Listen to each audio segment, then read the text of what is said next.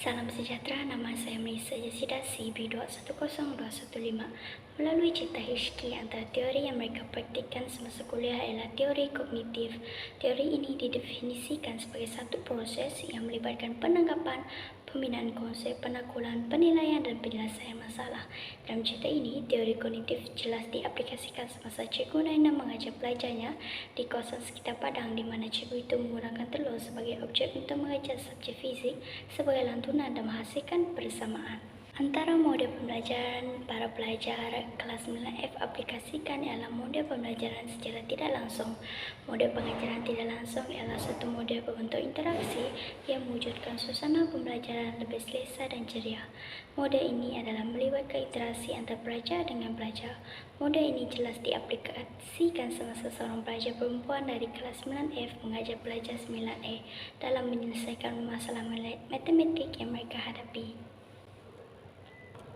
Seterusnya ialah pendekatan pengajaran dari Cikgu Naina. Gunakan ialah pengajaran bidang seni.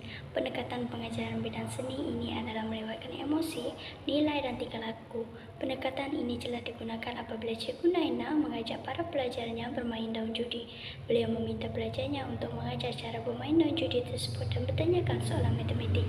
Pelajarnya itu dapat menjawab soalan-soalan yang diberikan sebelum cikgunya menekan kalkulator lagi. Di samping itu, antara strategi yang digunakan oleh Cikgu Naina ialah strategi pemusatan bahan semasa sesi pembelajaran. Pengajaran berpusat bahan ini adalah pengajaran yang lebih menumpukan kepada penggunaan bahan pembelajaran oleh pelajar.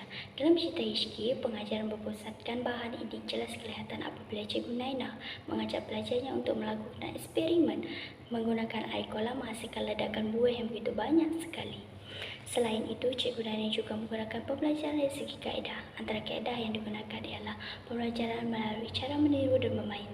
Antara aktiviti yang mereka lakukan ialah bermain bola keranjang dan mereka belajar mengira ketinggian lompatan bola itu.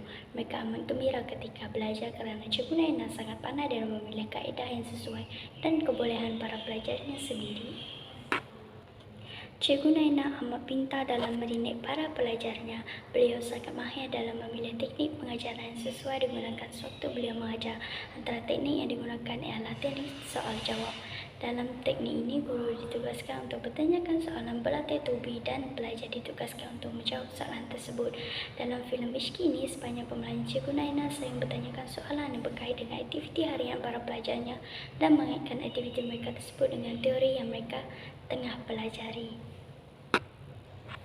Melalui pemerhatian yang saya kaji semasa menonton filem Hirschki ini, antara karakter guru berwawasan yang ada pada Cikgu Naina ialah dari segi penampilan beliau. Sepanjang beliau di sekolah, etika pemakaian beliau amatlah sopan dan kemas. Seterusnya ialah dari segi keprihatinan beliau.